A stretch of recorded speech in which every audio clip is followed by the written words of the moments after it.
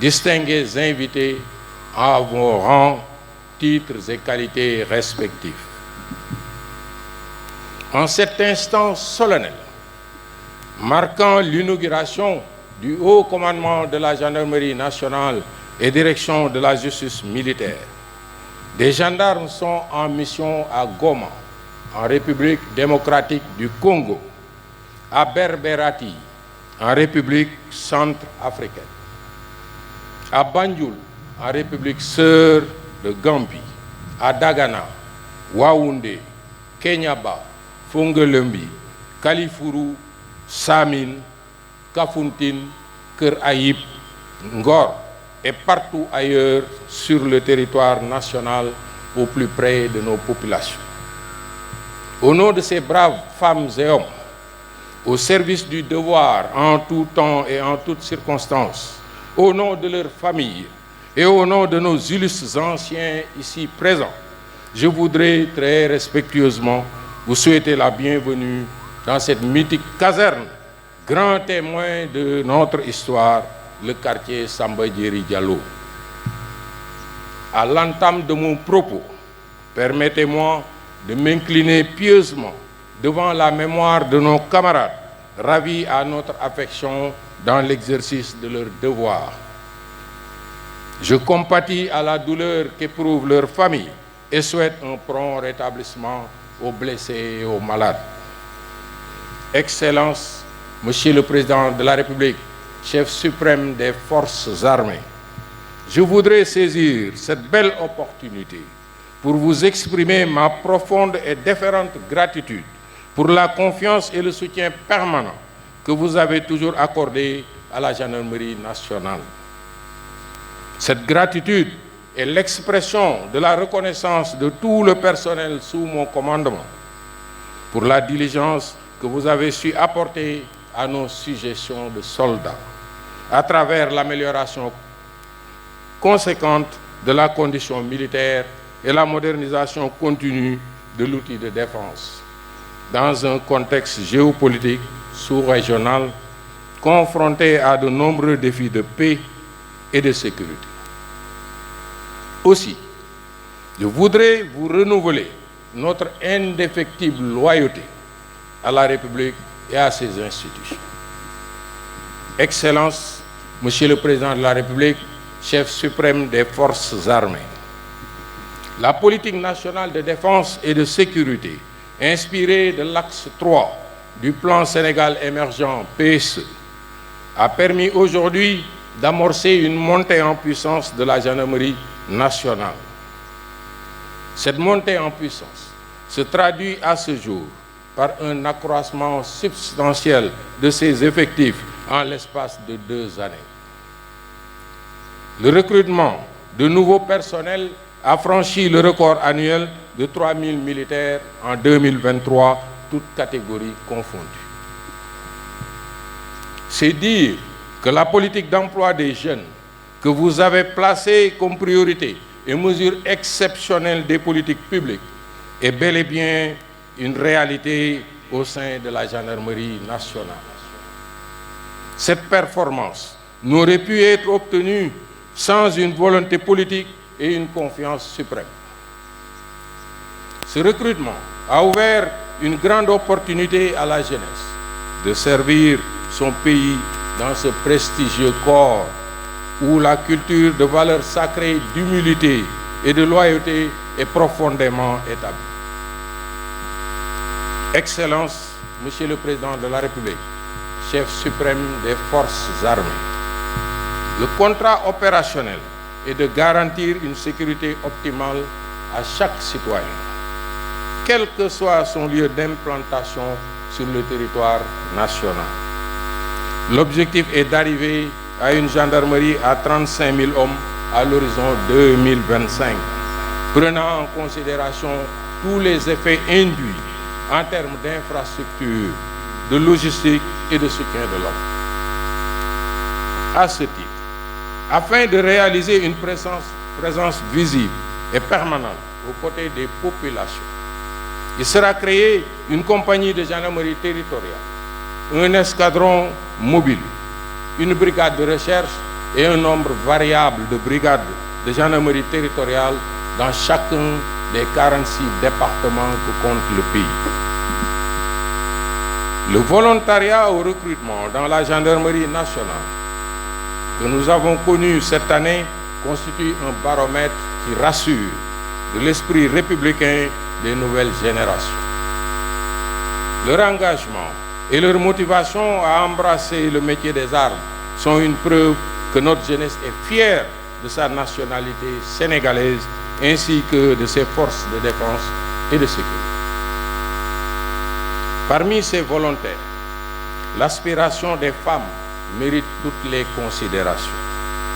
Les pionnières dans la gendarmerie viennent détraîner leurs galons d'officiers supérieurs et de sous-officiers supérieurs. Elles se classent aujourd'hui parmi les meilleures dans l'aptitude au commandement.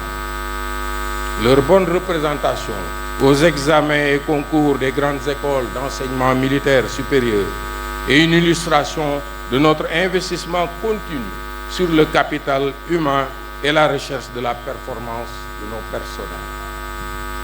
Excellences, Monsieur le Président de la République, chef suprême des forces armées, notre ambition est de bâtir une gendarmerie professionnelle et efficace, ancrée dans ses valeurs au cœur des institutions de la République, avec un personnel fier et motivé, dont les capacités techniques, opérationnelles et morales sont à la hauteur des défis qui les attendent. Cette vision est inspirée de la ligne directrice que vous avez tracée depuis votre accession à la magistrature suprême à travers l'axe 3 du plan Sénégal émergent. Le budget exceptionnel alloué aux forces de défense et de sécurité en général reflète votre parfaite maîtrise des enjeux de la géopolitique sous-régionale et internationale. En accordant une part importante aux dépenses militaires, vous nous avez surtout engagés à consolider la défense du sanctuaire national, la sécurité de nos concitoyens, ainsi que la continuité et la pérennité des institutions de la République au prix de tous les sacrifices. Parce que la sécurité précède, mais accompagne surtout le développement, notre objectif opératif à l'horizon 2025 est d'intensifier notre présence sur les frontières, particulièrement à l'est et au sud-est du pays. L'armement d'un deuxième groupe d'action rapide et de surveillance et d'intervention Garci à Saraya et le déploiement d'escadrons blindés territoriaux dans les zones du Bundu à Kédougou, du Ferlo à Dara et du Fouladou à Kolda sont en cours de réalisation. Excellences, Monsieur le Président de la République, chef suprême des forces armées, l'amélioration des rapports avec les usagers à travers une meilleure écoute et une plus grande réactivité constitue notre approche principale de la sécurité de proximité. Toutefois, en réponse à un phénomène nouveau, marqué par des violences urbaines de plus en plus exacerbées, la capacitation des unités d'intervention va se poursuivre dans le sens de disposer de moyens de riposte proportionnés. L'acquisition de capteurs à technologie très avancée, destinés à la surveillance générale du territoire, a montré toute la pertinence de cet important investissement, en particulier pendant les périodes difficiles de la vie de notre nation. L'expérimentation des drones conforme notre ambition d'élargir nos champs d'intervention avec des vecteurs de la troisième dimension de type hélicoptère.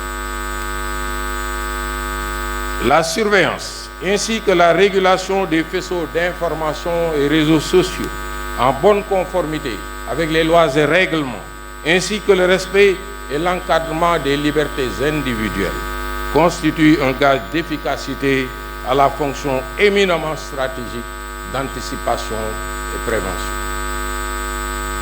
La surveillance, ainsi que, pour autant, la persistance des menaces et la variété des modes d'action qui font recours de plus en plus aux mécanismes empiriques pour échapper à la surveillance électronique, recommande d'associer les populations à la coproduction de la sécurité.